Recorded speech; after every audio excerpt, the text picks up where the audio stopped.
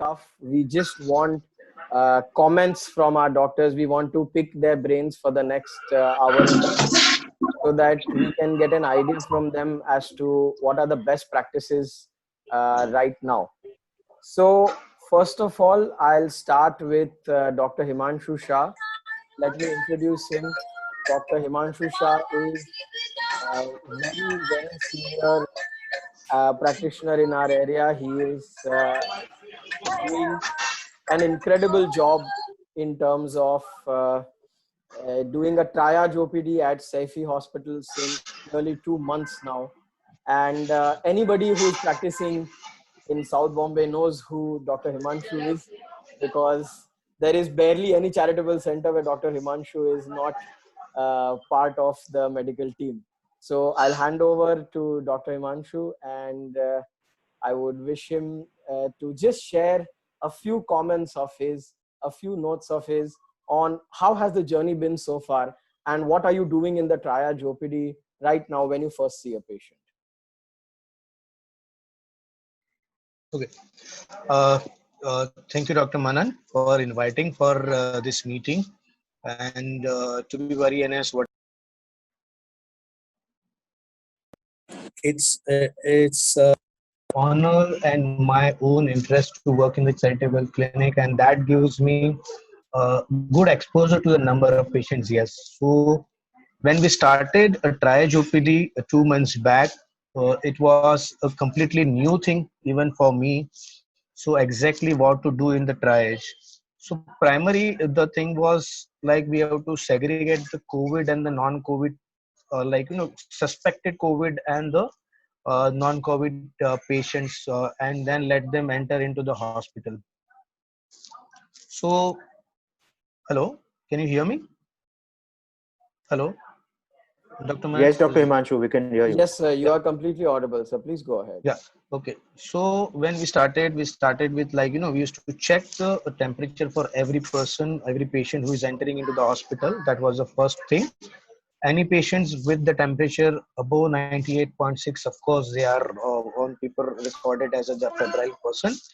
And to check the oxygen saturation, which is very, very important in this COVID era. Now you can see almost every house you get a thermal scanner and the pulse oximeter, and more or less everybody has understood what is the bottom line temperature should be, what should be the cutoff for the O2 concentration and the pulse rate. Most of them keeps calling us and asking to all the GPs. In fact, everybody must be getting this kind of call. So we used to check the oxygen saturation and the temperature for every person who is entering into the hospital.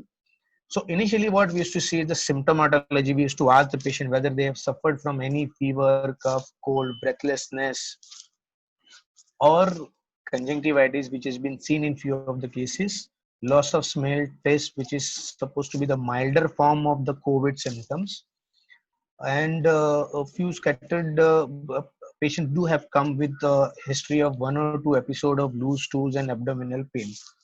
So with that history, that baseline symptomatology, we used to decide whether the patient is a suspect case or is a normal patient. There are few patients who has come with the blood reports which they had GP has already done.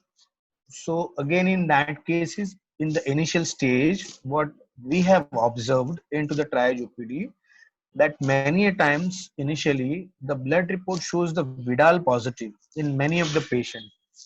So it may be like misguiding to the GP at initial stage, like whether this patient is a COVID or an following in the enteric. Okay. So, but as soon as you check the saturation, they may show the saturation less than 90, 92, 85. I have seen the patients with a saturation of 70 also coming walking, has no complaint whatsoever. They are like, just we have an appointment with XYZ doctor and we need to see him.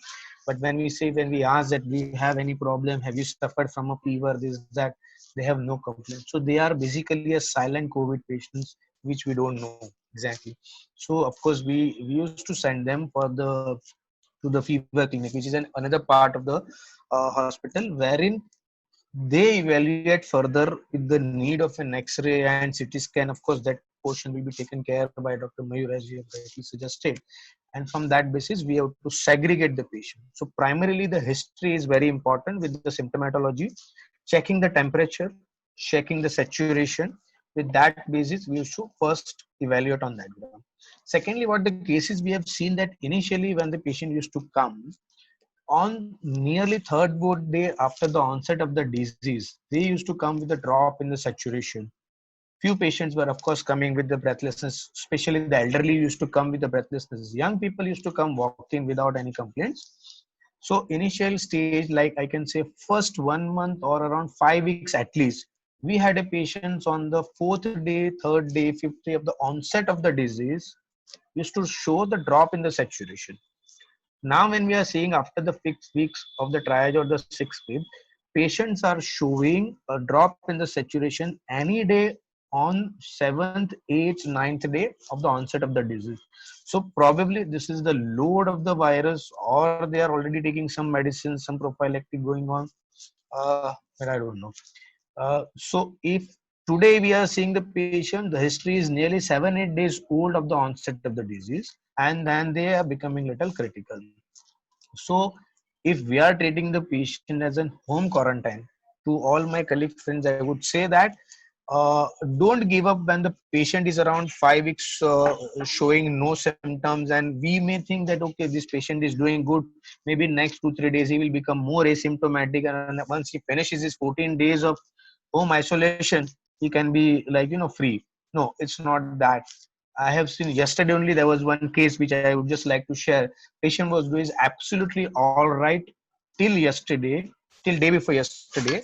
Day before yesterday, the saturation has dropped to 92, which was still better with around 3 liters of O2 at home. He was showing around 95, 96. Day before yesterday, he had a one sputum with little blood in it. Yesterday, 2 times he had the same thing. It made me ask him to repeat all inflammatory markers to check. So when I check, I was like on day third of the fever, the CRP was 8, and on around 8th day or the 9th day, the CRP has gone to 97. The same with the D dimer, which was almost normal on first investigation. The day before yesterday, when it was done, it was almost more than a double. Immediately, it was a call that probably the patient is going into an early ARDS signs. And fortunately, the patient got the bed in the Saifi hospital and got admitted also. And of course, our Dr. GNMS today only has examined that patient. So, sir, thank you very much for seeing that patient. So my message to the all the colleague GPs is like, don't give up on 5th, 6th day. Keep observing the patient for 14 days, whether they are stable or not stable. Keep a series of investigation at least 2 times. One should do the inflammatory marker just to check whether the markers are rising or not. Another thing is like everybody is aware about the happy hypoxia, so that we have to make the patient's relative understand what is the level when it's an alarming signal when you are doing a home isolation. So I always tell the patients that if it is dropping less than 90 to 93, it is like alert sign, alarming sign. So it's better that you go back and consult your treating general practitioner or a chest physician or MD. And to be on a safer side, please approach one of the hospital, get your COVID report ready, because still in many hospitals we need to have a COVID report on hand before the admission. And there are many people who does not want to do the COVID report, so at least one should get the CT chest done. That will give us the better idea about the disease extension and the progression of the COVID. So basically, it's a basic thing to differentiate between the COVID symptomatology and the non-COVID thing. So this is all from my side as of now. What I have, in fact, learned and experienced in the triage OPD in Saifi Hospital. So I think I would just end it out here about my experiences. Thank you, Dr. Manu. Thank you so much, Dr. Manshu. That was very enlightening, and he's put it very lightly how it must have been to see so many patients in a single day, screen so many patients in a single day. Now that we know better what precautions to take, etc. Very rightly said, in the initial stages we were completely blind. So take home message from Dr. Himanshu is definitely that don't give up on following up with the patients, especially those in home quarantine, even if they go ahead. And as we'll reach Dr. Jinam, I think we'll pick his brains a little more as to what he's observing and where his role comes in, especially when patients are deteriorating. So does that match with what his experience is also? Again, I'd like to remind all the new members who've joined in that this is an off the cuff. We've just asked the doctors to come and share their experience so that we can learn a little better from them. Unfortunately, what has happened is that Dr. Aditya Agarwal just got a call from a patient who's got a whiteout of the lung and a massive pleural effusion, need to tap the patient. So he's trying to join in, but might join in a little late. If not, then Dr. Jinam is here. So Gustaki Maaf, Jinam sir, if I answer a few questions on his behalf or yours, but you have the table, you can stop us at any point of time because you are the authority, I think, for guiding us. Dr. Mayur has also just joined us. We'll just give him some time to get his slides organized. I request Dr. Pinkesh Gugalia to take over now and just take us through some of the markers which are now becoming really significant. I think initially CBC and neutrophil lymphocyte ratio, zero lymphocyte syndrome, etc. This is what we were looking at. Now it has advanced so much that we have a whole host of options available. We are looking at D-dimer, ferritin, LDH is now going down, troponin I also had a role to play briefly. So there are quite a few markers available. Dr. Pinkesh is an MD GNB pathologist. He has his own diagnostic center, which is very nicely and I think very smartly named as Geo Diagnostics. I'm sure this is a man who has a long-term vision and he has a bigger plan than what we can understand.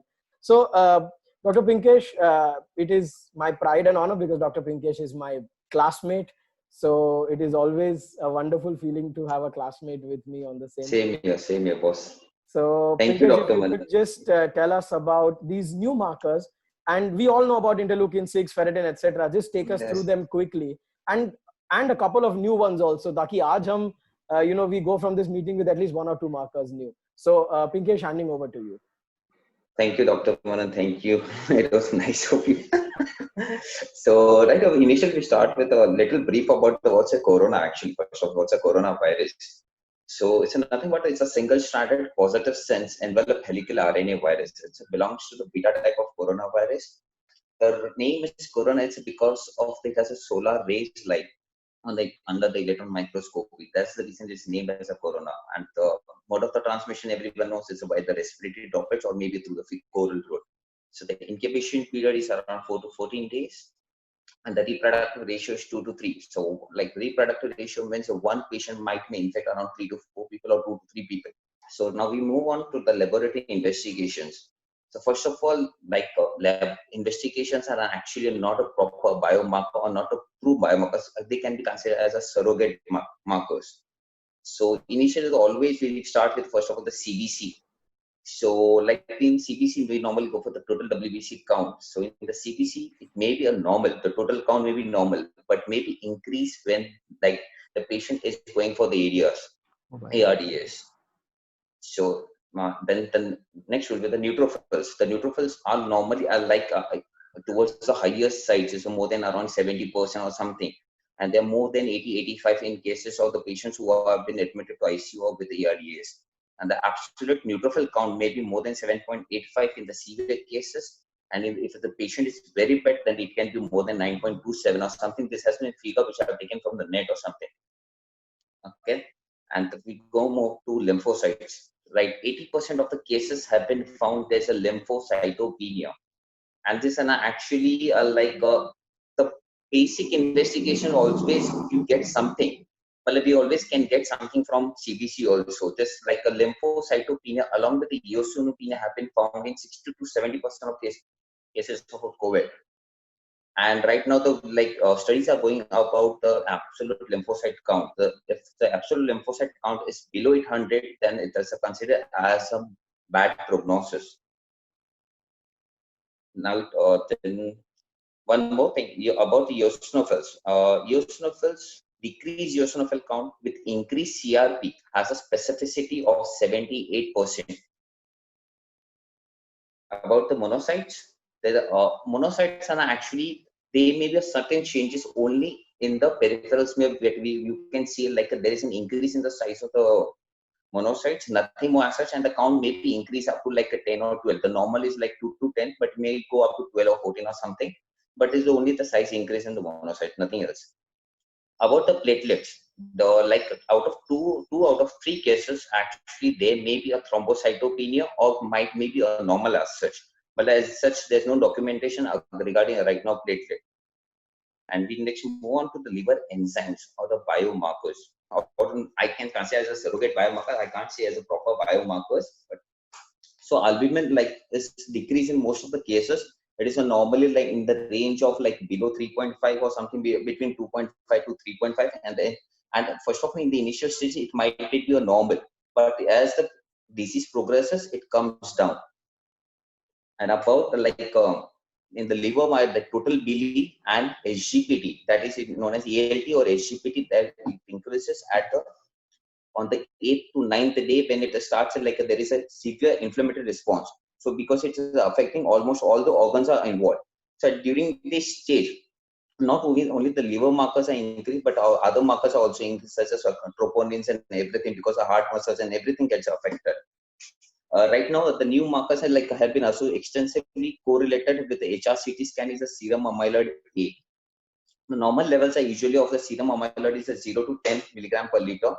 Right now, two or three studies have been going on. There is a mild moderate changes. Serum amyloid has been characteristically increased up to 40 to 60 level, and with moderate it can be up to 100, and more with the severe changes on the CT scan it can increase up to even 200 the levels of serum amyloid A. We next move on to the acute phase reactants, such as maybe everyone knows that CRP. So CRP is initial 3 to 4 days of the disease or something. The patient have the mild fever or something. I've actually personally seen that CRP may increase only up to like a point, it may be the normal range is up to 6, so it may go up to 7, 8, 9, 10 something. So it's not so significant. But whenever the SpO2 goes below 90, there's always a significant rise in the CRP. I have personally seen one of the patients had initially CRP was around something 6.11. It was hardly like 0.1 rather than nothing more. But it has went to up to 225 within 5 or 6 days.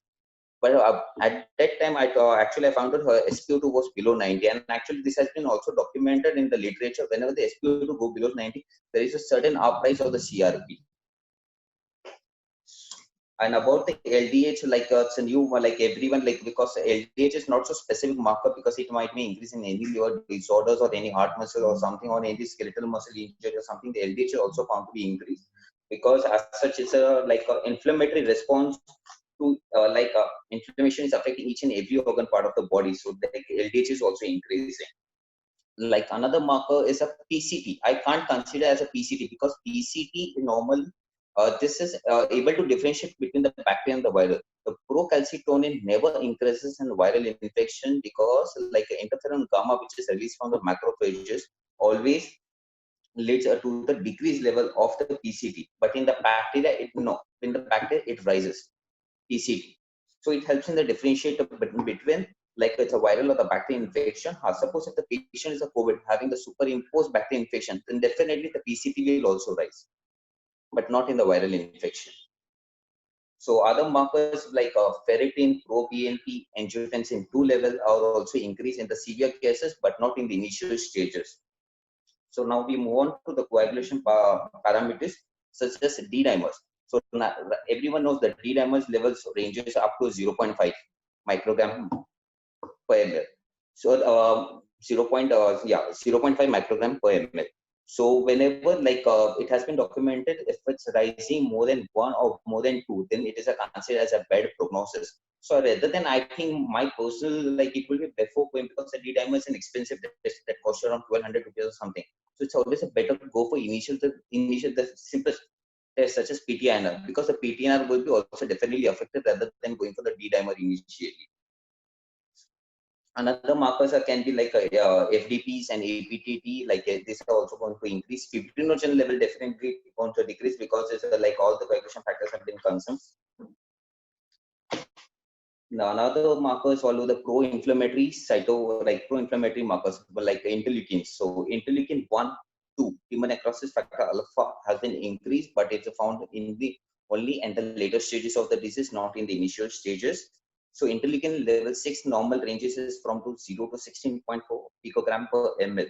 As the severity increases, the interleukin 6 also increases. So like IgM is always comes into serum after 6 to 7 days, and it actually an IgG after 10 to 14 days of the serum. And then suppose if we go for IgM test, then it has a specificity of 97% and 96% of the sensitivity. So the patient should be tested for the COVID IgM only after 7 days, and before that the COVID antibodies will be negative. So patient might maybe it will be the false, but the patient is actually suffering from the COVID, but it will be the false research. So it's always better the COVID antibody test should be done only after the 7 days. And about the COVID antigen, it's not recommended by the WHO because it's a very low sensitivity of around 30 to 60% or 30 to 80% as such.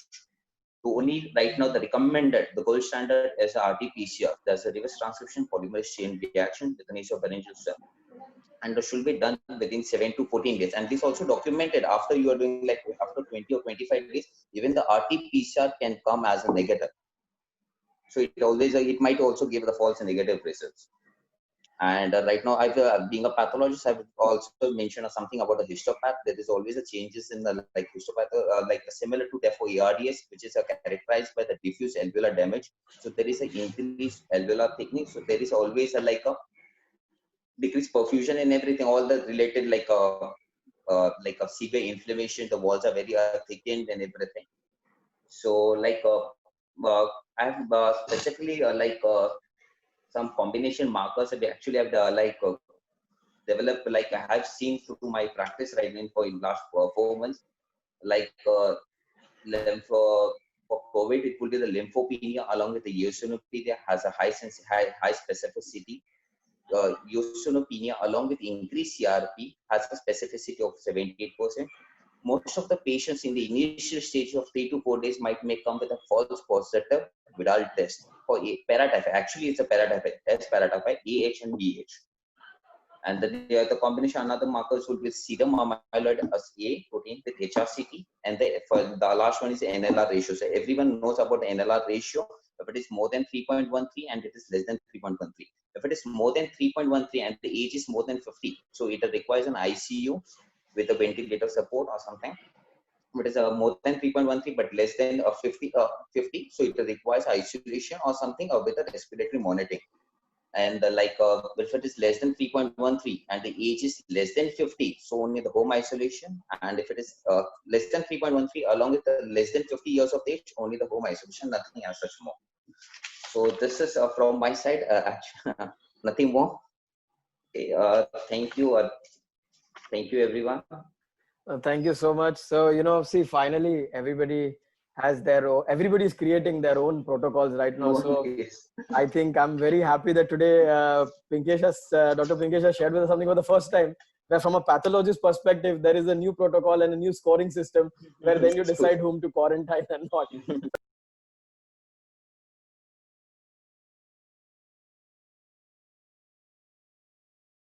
Thank you, Manan, for the kind introduction. It's very flattering the way Manan tries to praise you. I'm really, really flattering. But I think I would commend. It's a commendable work that Dr. Manan is doing. The way he has structured this entire program and the way that he has been working hard to make it a success. It's a very nice concept from the frontliners who are actually working in the field, because we know that currently coronavirus, we don't have any answers to that. It is only by experience that we are treating patients. So with that, I'll start off with what is the therapy aspect. So now what I'll be talking to, my job is going to be the therapeutic aspect. So as I understand, it's a crowd more of family physicians. I'm not going to be going into the exact details, the studies and all those kind of stuff, because we are not really interested in the studies. We are more interested in what actually is something which is recommended. So starting off with, I have been working in Saifi Hospital, I'm one of the panel team members in the COVID treatment. I have my own patients in Bhatia as well as Wokhad Hospital. So I have been actually working in this COVID with COVID patients right from the beginning of April, when the first few cases in Bombay erupted. That is the time when Wokhad had started taking in patients. So the therapy in COVID has, evolved drastically from what we had seen in the early April era, where we practically used to give nothing. It was just HCQ and multivitamins. Then gradually we started giving HCQ AZ combinations. Then we started giving steroids. Then we started giving tocilizumab. Then we started giving remdesivir, and now the latest enter favipiravir has come into the market. So it is obviously very, very difficult for each one of us to read about the entire studies, what studies is better and what studies has what outcome.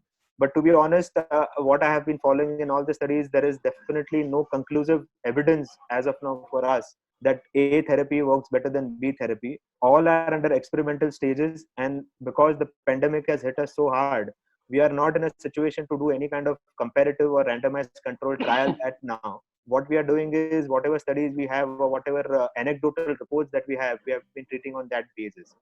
So coming to the first drug that had been launched, that was HCQ.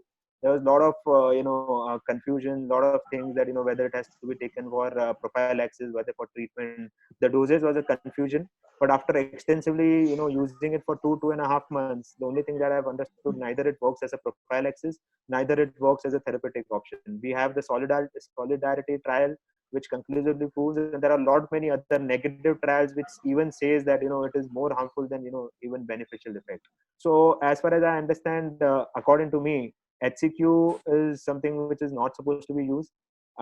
People in the West have stopped using HCQ long time before that Indian people have used. And coming to the prophylactic aspect, it's a very individual choice. There is no data regarding why no data regarding that the prophylaxis of HCQ does actually work.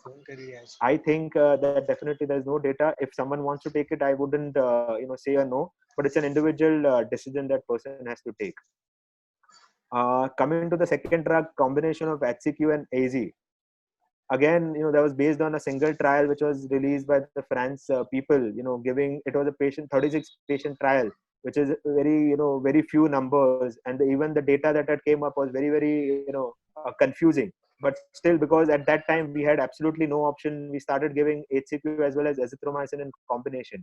But again, over a period of time, we realized that we have been seeing patients, whether it is mild, moderate, or severe disease, HCQ and azithromycin absolutely doesn't have any role. It has been proven conclusively in different trials, which has been subsequently done after that. So according to me, HCQ and AZ is not the combination to be used because there is absolutely no data. And at the top of it, in cardiac patients, because both the drugs have a tendency to prolong the QTc interval. So in elderly patients, it would be even more challenging to use HCQ plus AZ. At far, what I do is sometimes I do add azithromycin alone. Because many a times, as Dr. Mayur would agree to it, viral pneumonitis mimics a atypical pneumonia. So the picture in a CT scan is similar from a viral pneumonia to atypical pneumonia. So it's always better to cover an atypical agent for the mycoplasma and the other atypical organisms. So I would probably add an azithromycin in early phase. Those are the two drugs. After that, there was a big study by Bangladesh, saying that ivermectin and doxycycline, works wonderfully well, based on some 60 odd patients data, if I correctly remember. Again, at the best, what it will help in Indian scenario is to eradicate the parasite. That is the only thing and only role that it has in the current literature. There is absolutely no scientific evidence behind it, why it would work and how it would work. But again, if you're trying to, put in too many medications, imagine putting in HCQ, doxycycline, and on the top of that, you're going to be adding steroids. The amount of gastritis that patient is going to have, the compliance is going to be a big issue. So rather than treating, absolutely, you're going to be having more of side effects. So if a person who is allergic to azithromycin, then an option is there that you can give a doxycycline because both have an atypical cover. But my personal choice would be an azithromycin because it's safer and it is better tolerated in Indian settings. So ivermectin, the dose has been 12 milligrams. People have been giving for 3 days, and doxycycline 1 BD for 5 days. But absolutely, and it's a personal discussion. But I do not recommend it because I do not find any kind of studies which have been there in till date. Correct me if I'm wrong if you find any studies apart from that Bangladesh studies. After that, the drug that has to be discussed is multivitamins. So again, multivitamins was initiated because it builds up the immunity that was supposedly said. It helps in fighting the disease, fighting the virus. And I feel I would add the multivitamins to all my patients, because any which ways, all our Indian patients are deficient of vitamins, be it C, be it D, or be it any other trace elements. So adding a multivitamin definitely is not going to cause any harm. So right now I'm looking at not causing a harm, because we know that none of the drugs is going to be acting, because we don't have an efficacy data for any of the drugs. So right now my first concern is do no harm. So add drugs which are going to be safe, rather than trying to put in too many drugs and causing a harm to the patient. So I would definitely add a zinc containing predominantly Japan and Russia have the data behind this. Again, it's an antiviral drug. It helps only in the initial stage of viral replication. So that is the time that you can use, that is in mild to moderate disease and in the first week of the ailment. So that is the time, but I have personally no experience of using favipiravir, that because it has not been launched in India as of now.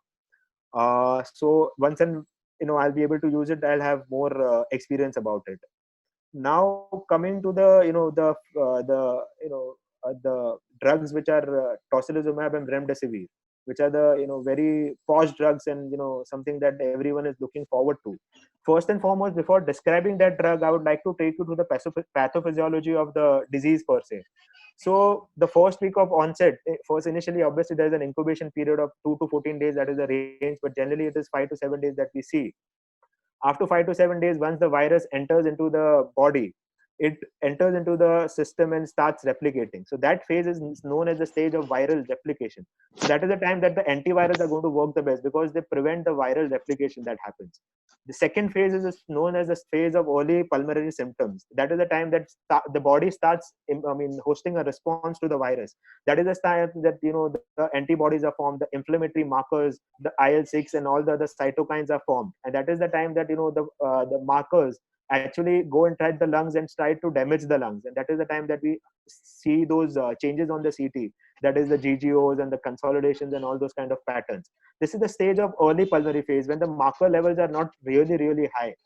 Now comes the third stage of late pulmonary disease. In that stage, what happens is there is multifold multifold increase in the level of the cytokine as well as other inflammatory markers. So that phase, there is a maximum time in the end of second week to the third week, when there is this maximum phase. In that, what happens is the the markers goes on increasing, and there is more and more pulmonary toxicity. And sometimes there is an uncontrolled increase in the cytokine levels, which is manifested as a cytokine storm. That generally happens in the second week, at the start of third week. So before going in for any therapy, we should understand that what phase are we dealing with this patient right now. It is not one size fits all patients. A lot of US family physicians, you might get a lot of inquiries from the patient's relative, whether we should give remdesivir, whether we should give tocilizumab. So first thing foremost, you need to understand is what phase the patient is whether the patient is in the early phase, whether it's a viral application, second phase, whether it's the early phase or the late phase of pulmonary symptoms. Then you ask for the markers, whether markers are normal, whether the inflammatory markers, the IL-6 and the CRPs, D-dimers and ferritin levels have gone really high or not. So that is the time that you'll be able to predict what kind of medication is going to work better. Again, this is based on personal opinion, because I have been seeing patients since last 2 months. It's something that I have observed, and I'm trying to inculcate in that. So coming to the two drugs which have been very not I would say promising, but well spoken about. The first I would like to talk about is remdesivir. So remdesivir is an antiviral drug. It's a nucleotide analog. So what it does is prevents the viral replication in that stage. So obviously you understand that it works in a viral replication phase. So obviously the first thing that would act is on the early phase as well as the mid to early phase, where the viral replication is at the maximum. So there was a big study which was published in the NEJM of 1,059 patients, which stated that giving remdesivir in patients who are severely ill. So the criteria was severely ill was saturation of less than 94% on room air, or the patient requiring oxygen supplementation, or the patient on ventilation or ECMO. Those are the 4 criteria for severely ill. Anything saturation more than 94 on room air is not a criteria for giving remdesivir. This is the criteria that have been set. So those criteria, in those patients, they were given remdesivir, and what they found was the remdesivir decreased the recovery time of those patients. So our average recovery time was 15 patients. In a remdesivir group, it was 11 days. So 15 days to 11 days. That was 4 days of advantage a remdesivir could gain by giving early remdesivir for 4 days. But again, it did not show any kind of mortality benefits. Through it showed that there is decreased mortality, but it was not statistically significant. So for all practical purposes, it doesn't improve the mortality. Only thing that it does is improves the recovery time. So it was used for 1059 patients, and that is what the data shows. So I would use remdesivir in this kind of situation when the patient comes to me is in the late stage of first week or the second week, early stage, when the patient has started developing hypoxia, the saturation is remaining 90, and we know that the virus is still replicating. That is the time that I would start treating the patient with a remdesivir, because I know that it is going to work to the maximum. Probably when we have reached the stage when the patient is already in the ventilated state, the PA2 FiRA2 is already less than 100, the damage to the lung has already been done. Now it is more about the inflammatory markers which are taking over, and it is no more the virus that is acting. That stage would not be a very ideal stage to give remdesivir. That is according to me. People, and actually that study of 1059 patients in NEGM, they also showed that only in patients who were on ECMO or on mechanical ventilator, the mortality rate did not improve, neither did the time to recovery improve significantly in that particular stage. So early phase, when the patient is still requiring oxygen, patient is on high flow oxygen or low flow oxygen, is the time to start thinking about remdesivir. Till last week, procuring remdesivir was a big problem because it was available in the black market. It was not available openly. But now the situation has become smoother because Hetero as well as the BDR Pharma have started, giving remdesivir on a compassionate basis. All we need is a letter from the hospital and the treating doctor's signature, and then you will get a call from the medical advisor of BDR or the Hetero team whether it is indicated or not. And once you say that it's indicated, they definitely give you very early. So today also I wrote one of my patients remdesivir, and within 2 hours it was available for the patient. So it's not a stage to be panic for remdesivir. We are getting it freely, but it is something that you need to think when to give it. It is not something very, very early when the patient is still just having fever, neither a very, very late when the patient is already on a mechanical ventilator or ECMO. So this is as far as remdesivir will go. Possible later cytokine storm that can happen later on in the course of the disease. So first, favipiravir, remdesivir, if the patient still doesn't respond, the patient still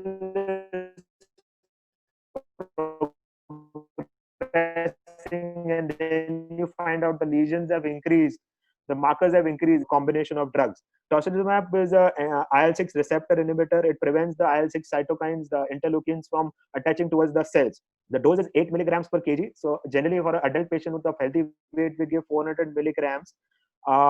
Which can be repeated after 12 hours. If the patient doesn't have significant response to the first dose, you can go up to the second dose, that is 400 milligrams of additional. Maximum dose is recommended as 800 milligrams. Coming to my personal experience, if we time it right, the current time that the patient is gone into a cytokine storm and you give tocilizumab, there are chances that the patient does respond. The chances are again not 100%. I would probably say 5 out of 10 patients would respond to tocilizumab in a cytokine storm. Again, all patients do not respond. So it doesn't mean that cytokine storm is the only cause for the deterioration. You still need to find out other cause, whether the patient has an active MI or an active myocarditis, because it is known that in coronavirus there is sudden myocarditis or there is sudden coronary artery disease. So while the lesions have increased in the X-ray, you still need to rule out other kind of diseases like myocarditis, like other secondary infections. So as Dr. Pinkesh mentioned, we should be doing a PCT also to rule out any secondary infection. Surprisingly, in the initial a month or two, I never used to find any kind of bacterial superinfection in the ICU settings, because all ICUs were predominantly closed for a month or two in that interim period. At that time, the bacteria, the dangerous carbapenem resistant gram-negative bacteria, were completely evacuated. But now, as we move into the second, third month of the disease, we start picking up a lot of VAPs also, ventilator-associated pneumonias. We are again finding those dirty Acinetobacters which are not responding to treatment. So always, it is not something, it is always a cytokine storm. Keep your brains open that, there can be something else also, cardiac failure, superended infection, or something else also. This is as regards to tocilizumab. Tocilizumab, the cost I would say is around 40 to 45,000 for a vial of 400. It is given in an IV dose. In between IV inhalation, I mean IV formula was not available. So that is the time that we used to give subcutaneous doses. But the efficacy of subcutaneous doses are not as equivalent as an IV doses. So timing is the most important key in tocilizumab. If timed right, there are chances that the patient might respond to tocilizumab. Coming to my personal favorite, that is the steroid. I think everyone's personal favorite is going to be steroids in this current scenario. I'm a strong opinion that steroids definitely acts in this kind of situations. To be honest, in the 2009 pandemic, why I used to work in the H1N1 pandemic, I was a resident then. We used to give steroids with not very good results. But this time, one of my colleagues convinced me in Vocard that please try steroids because it does seem to help. I was very reluctant, but I started using it. But to my personal experience, it gave me very good results, better than any kind of drugs I've already mentioned in the current scenario. Neither Favipiravir or Remdesivir or tocilizumab works as good as steroids. But the bad reason we know that steroid acts on the inflammation. So if we are controlling the inflammation, what does tocilizumab do? It controls the cytokine. What does steroid do? It controls all kind of inflammation, be it cytokine, be it interleukin, be any kind of inflammation. So obviously a steroid is going to be better than a tocilizumab if given in the early stage. So steroid acts on the inflammation. So I would start giving steroids not in the first week, the second week of therapy, the second week of symptoms. That is the time when the body has started hosting a response. That is the time that the inflammation has started increasing. When you find the lung lesions that started coming up, that is the time that I would give steroids. Now the dose of steroid is something that is very debatable. Personally, I would like to give a very high dose. That is, I would give a 500 milligrams of methylprednisolone. Obviously, there have been some data regarding dexamethasone recently, but I would still stick to methylprednisolone because the efficacy of all the steroids is more or less the same. It is the how effective and how comfortable are you using with that particular drug. You use that. I'm very comfortable with methylprednisolone, so I use that. The dosing is such that if the patient is mildly hypoxic, say the saturation between 90 to 95, I would be giving a 1 to 2 milligram per kg per day dose. That would be around 80 to 160 milligrams of dose of methylprednisolone for 7 days. That is the recommended dose for 7 days. Then I'll gradually taper and then omit it.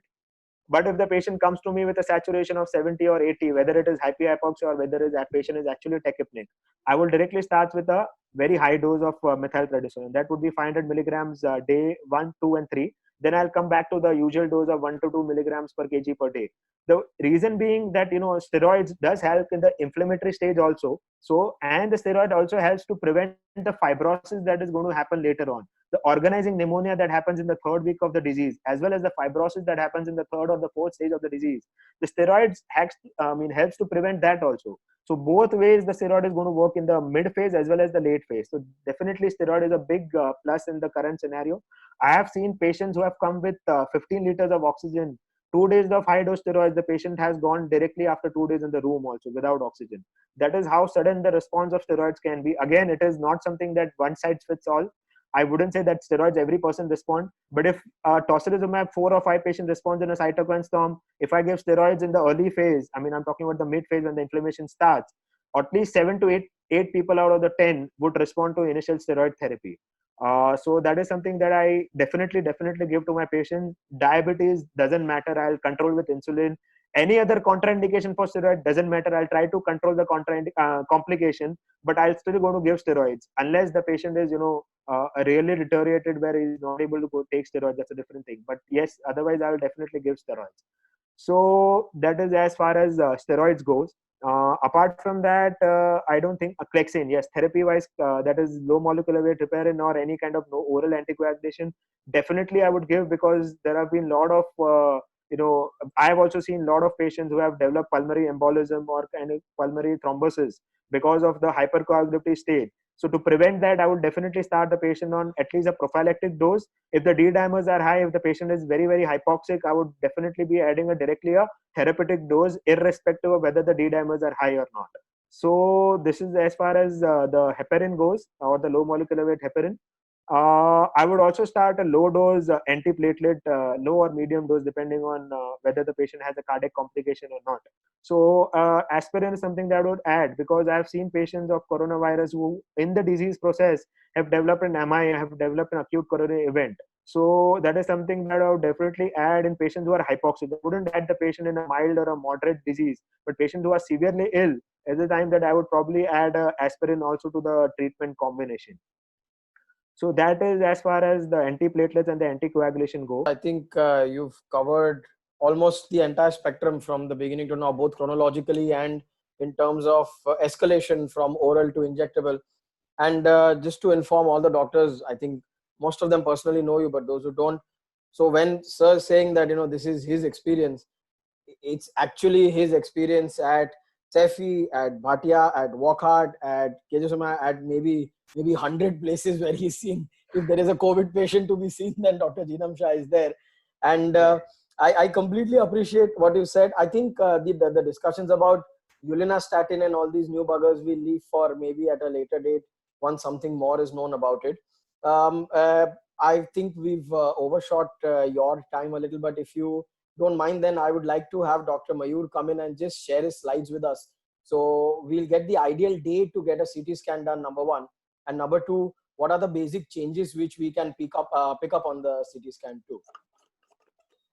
Dr. Mayur, if you could, can you hear us?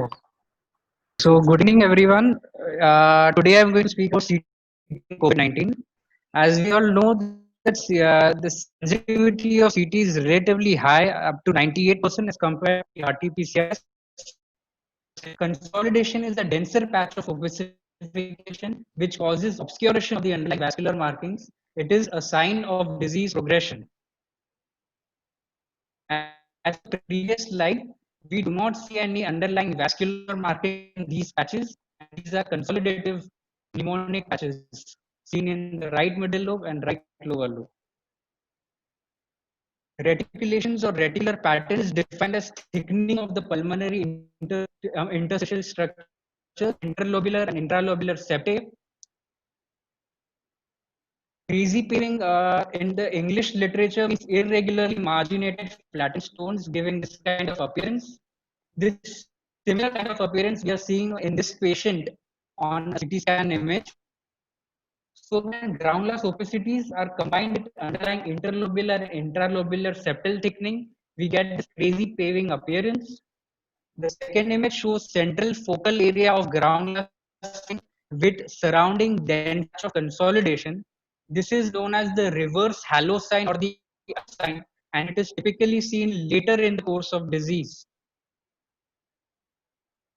So if we divide disease course into 4 stages, in the first 4 days, I think the CT scans can be normal or will have only ground glass opacities. In the next, between 5th to 8th day, these ground glass opacities will increase in number and size. There will be underlying reticular and crazy paving appearance. On the 10th to 13th day, there will be consolidated patching, and after 14th day, these patches and opacities will start resolving, and we'll get underlying fibrosis and subpleural bands. So pleural effusions and lymphadenopathy are uncommon in COVID imaging. Let us come to CORADS. CORADS is a COVID reporting and data system. It was developed by the Dutch Radiological Society, and it gives a performance for predicting COVID-19 in case of moderate to severe symptoms. So it gives a level of suspicion on a scale of 1 to 5.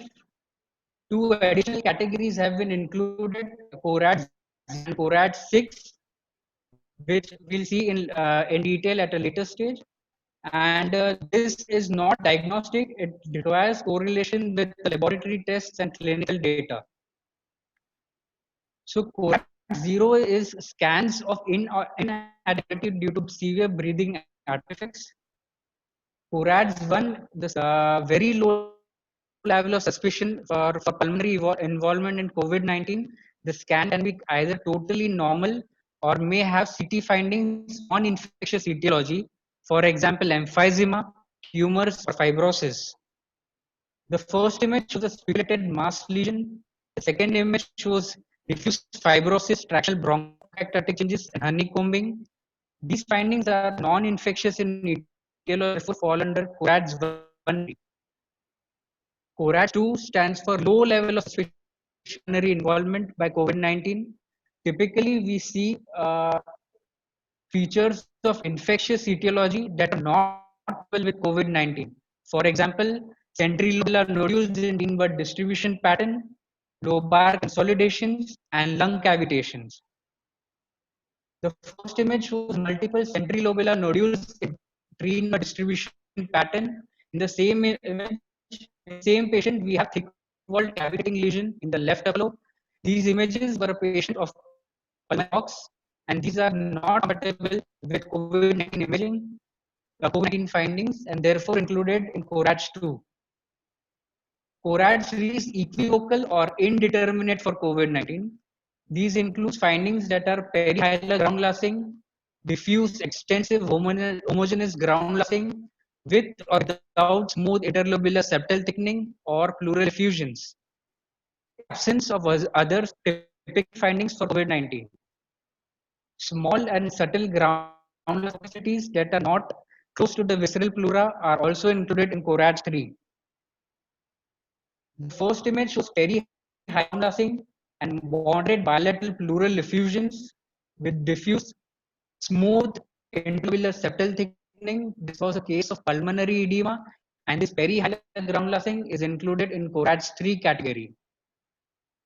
These small and subtle ground glass opacities are too few and too small to characterize, and therefore included in CORADS 3, that is indeterminate. CORADS 4 is high level of suspicion for pulmonary involvement in COVID-19. Here, the ground glass opacities will be present, but not in contact with the visceral pleura or strictly unilaterally located. This image shows unilaterally distributed ground glass opacities which are quite away from the visceral pleura. The left is completely spared, hence CORADS 4 category. 5 is very high level of suspicion for pulmonary involvement. It has got two criteria, the mandatory criteria and the confirmatory criteria. Mandatory criteria should be present in almost all cases labeled with CORADS 5, and this includes multiple and bilateral ground glass opacities which are in peripheral distribution close to the visceral pleura or the lung fissures. One of the following confirmatory criteria should also be present before labeling a patient with CORADS 5, that is, ground glass opacities which are rounded in morphology or sharply demarcated, crazy paving appearance and consolidations already discussed, and an organized pneumonia pattern, that is, extensive subpleural consolidations and air bronchograms. The first image marked with red star is the mandatory criteria, that is multiple bilateral opacities which are close to the viscera. The next marked with blue stars are the confirmatory criteria. Anyone should be present before labeling a patient with CORADS 5. That is the crazy paving appearance here, the organizing pneumonia pattern, or rounded or sharply demarcated pulmonary ground glass opacities. CORADS 6 is RT-PCR proven COVID-19 case. To summarize, you can take a screenshot of this table. I won't go into the details as we are short of time. CT severity scores. Till date, we have two kind of CT severity scoring systems available. One takes into account the involvement. Here, the percentage involvement of each lobe is given a score, and these are added together to see the severity of the disease. The second scoring system takes into account the percentage involvement of each pulmonary segment, and the extent of involvement is given again a score which is added together and included in the radiology reports. So to conclude, CORADS was given by the Dutch Radiological Society and provides a very good performance of predicting COVID-19 in moderate to severe symptoms, and it simplifies the way we communicate to the referring physicians. For example, if we say it is a CORADS 1, the physician knows that uh, COVID-19 is very, very low cases, or if we say that this is CORADS 5, the differing physician can admit the patient in a COVID ward. Thank you. Thank you so much, Dr. Mayur, and wonderful images there, and that just shows, it's testimony to the amount of data which is available, the number of patients you're seeing. Now coming to the last part, again I apologize to Dr. Jeenam, Dr. Mayur, Dr. Himanshu, and Dr. Pinkesh, as well as all our faculty for overshooting the time. I'll just skip through some of the case studies which I needed to share, and I think we'll go directly to the queries. All the queries which are there regarding X-ray chest, I am planning another subsequent meeting where we will be discussing only X-ray chest for about 45 minutes. So we'll leave that for later. The first question I'd like to just address to Dr. Mayur. Dr. Mayur, is there an ideal day that you recommend we should get an HRCT done?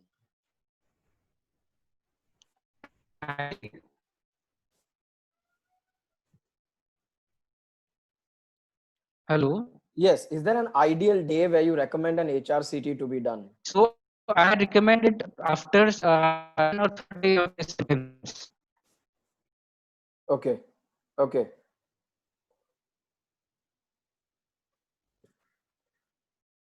Moving on. In the first 4 days, the CT may be normal. So it's usually after 3 to 4 days starts having those ground opacities, and that is the ideal time we should manage. Okay, fantastic. I think that's an important point that we'll all note, and that's what we'll put it into our practice. There is a question that says that if the patient is a diabetic and high dose methotrexate, yes, can be given. You can put the patient on high dose insulin. What I recommend in these cases is I shift all of them to basal bolus if need be. Large doses can be managed, not just in this condition, even in other conditions. Also, please don't forget that insulin by itself is an anti-inflammatory agent. So that goes a long way in helping you manage the patient. Dr. Jeenam, if there is a patient who's already on 2 antiplatelet agents, so do we still go ahead, and I am assuming the D dimers are high, what blood thinner would you recommend and what do you add in this case? So when we're talking about blood thinners, we're talking about antiplatelets as well as anticoagulation. Yes, sir. So antiplatelets are going to be more for the coronary artery disease that is going to happen. We have also found cases of CVA also on COVID. And the second thing is going to be the pulmonary embolism or the DVT that we are going to prevent. So I think both needs to be given simultaneously because we need to prevent both of the complications. So LMWH, that was the Clexane that would give it prophylactically or therapeutically depending upon how high the D dimers are or how hypoxic the patient is. And antiplatelets, the question is whether to give 1 or 2. I would give 1 for a patient who is COVID. But patient who is already having an underlying CAD, that is a coronary artery disease, if the patient is stented or any other procedures have been done, obviously the patient is going to be on 2 antiplatelets, and I wouldn't like to stop any of them. I wouldn't stop any of them. I would continue both of them, even if the patient is still on a therapeutic anticoagulation, because the reason why we are giving is completely different. Absolutely, sir. Absolutely. Next question is that on what day, suppose there is a patient who's in home quarantine and inflammatory markers are increased in the second week, do we start oral steroids for the patient at home? So that is a question that is very tricky to answer. I know. I'm sorry. No, tricky to answer. No, I completely agree. Coming to the point of oral steroids, I have also started. To be honest, I have also started patients on oral steroids who are on quarantine. I would add to them patients who are, low risk category. I would say that patients who are less than 55 years of age, patients who don't have much of comorbidities, and patients who are willing to do all the home monitoring methods, that is 6-minute walk test or they are coming to a doctor daily. That is the time that if the patient has a drop in saturation probably between 90 to 94 also, I would still add the patient on steroid even if the patient is at home. But if I talk about a patient who is elderly, more than 55, 60 years of age, who's having multiple comorbidities, diabetes or hypertension, and then the patient drops in saturation, the saturation goes below 95 or 94 or whatever the saturation drops, that is the time that I would not be very comfortable to handle the patient at home, because the patient is on the risky category. He would probably be better managed at a hospital setting rather than home setting. Now, coming to the steroids for patients who are not hypoxic at all. Hypoxia comes from the fact that the patient is having ground glassing and inflammation in the lungs. If the patient is not having hypoxia, that means that the lung involvement is not very significant. So that means that the patient inflammation is not that high. So probably I would not even give steroids in those conditions. Patients with a saturation of 96 plus, I would definitely not give steroids, because still there can be some other infections also which are pending up. It is not a good idea to give steroids. Okay, sir, great. Dr. Pinkesh, what would be the ideal day that you advise us for to go ahead with inflammatory markers testing? Regarding inflammatory, I think it will be the after 6 days, most probably after 6 days of first rise of the temperature or something like that, because in the initial stages is actually found to be a near normal as such. So it would be the better, I think, after 6 days. Dr. Himanshu, I had, we discussed the patient who came with, with a tachycardia with a pulse rate of nearly 160. Now, 160 pulse was something which we had not seen in a very long time. Especially when I did an ECG, it was completely sinus tachycardia, etc. Is there anything clinically which you would like us to do when we are triaging the patient also?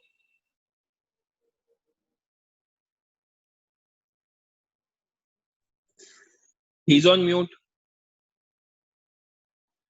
Yeah, I think sir is on mute. Anyway, Dr. Jinam, I think auscultation, and along with that, yes, sir, Himanshu sir, please go ahead. Yeah. So it's like, many times we like as a GP level, I've seen that the people are little afraid also to examine the patient and tachycardia. So I would always examine the patient from the backside first and see whether they are into any failures or not, because the history is very important. You examine the base, you check out with the ECG, and again this tachycardia maybe early signs of they are going into the failure also. So we have picked a few cases like that, like they may not be a COVID, but they are into the failure state. Also, I have auscultated few patients wherein we could find the basal crabs also. There was two cases in the CT which we picked up outside, but there was a cox along with the COVID, which is very very rare to see. But at least there were two cases wherein one was a suspected cox with the COVID and one was a confirmed cox in the COVID. But unfortunately, I did not get any follow up of that particular patient. So tachy is very commonly seen, whether it's the anxiety of the patient because of COVID fear.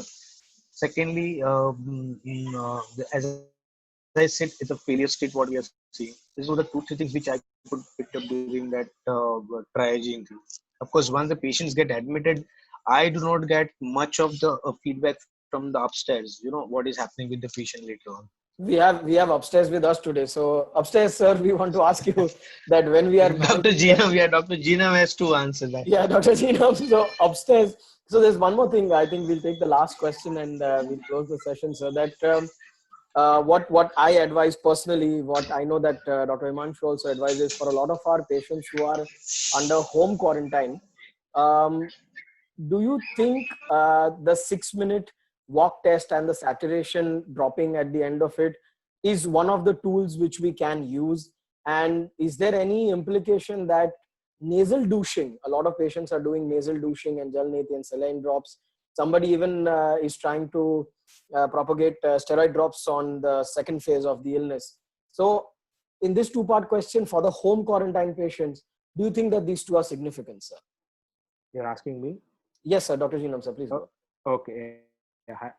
So my whole concept is going to be do no harm. In any kind of patients with coronavirus, do no harm. So I think any kind of nasal douche or any kind of therapy like breathing exercises someone has asked, or any kind of steam inhalations or saline drops, I think they are not going to cause harm. I'm pretty sure they are not going to cause any positive effects, but definitely they are not going to cause any harm. So I would say if the patient feels better, if the patient feels that it is helping, it is okay to go ahead with those kind of therapies. The second thing was 6-minute walk test. Yes, so it has a peculiar role in this kind of patient. If the patient is hypoxic, say suppose the saturation is around 94, 95, and you're not really sure whether the patient, would be a candidate because it's a borderline saturation. You're not really sure whether the patient should be in the hospital or in the home quarantine setting. That is the time that I would use the 6-minute walk test to my discretion. If the patient with 94, 95 has a 6-minute walk and the saturation dips below 90 or even low 90s, that is the time that I would think that, the lung involvement is significant and the patient requires an hospital admission. If even after a 6-minute walk test, the saturation still remains in 94, 95 or even higher, that is the time that probably I would not consider admitting the patient in a hospital setting. This is the role of 6-minute walk test predominantly. Apart from that, when the saturation is 99, even if the 6-minute walk test shows me a drop of 4 to 5% of oxygen, it still doesn't mean that I need to admit the patient because resting hypoxia is not there. So that is the time that I would help it will help me triaging my patients into a hospital or the home setting. Okay, sir. Thank you so much. I'd just like to conclude. I'll put up a slide which I've shown in almost all my talks now, is that all of us we are stressed because obviously it has been difficult. Everybody here is practicing. I think everybody is doing the best they can in their own way. We are distressed because we are losing colleagues, we are losing patients whose health we've nurtured for months and years together. We've nurtured them, we've taken care of them, and we are losing them right now. But we are proud. We are proud because we've done our best. We are trying to do our best. And I'm extremely, extremely grateful and thankful to the sheer transparency and knowledge sharing which has taken place, where there is nobody who is trying to be the doyen of data and says that I will not share my personal way of healing. I think that's been a beautiful step. So make sure that if your patient comes with fever, Gustaki Maaf, I will summarize for everybody here, for my esteemed panel. Fever patient comes in, make sure you screen them early. Make sure you rule out the other causes of fever, especially we are talking about UTI, malaria. We're talking about all the other causes of fever which might be there. Then, as we rightly said, wait a few days, get the markers done, the inflammatory markers at the right time. Dr. Mayur shared the ideal time to get a CT scan done, and it will pick up what a chest X-ray might also miss. The entire gamut of drugs which is there, Dr. Jeenam has broken our hearts, has made me flash more than 300 prescriptions which I've written in front of my eyes, all of which have now, proven by sir to be that, listen, all of this is anecdotal evidence.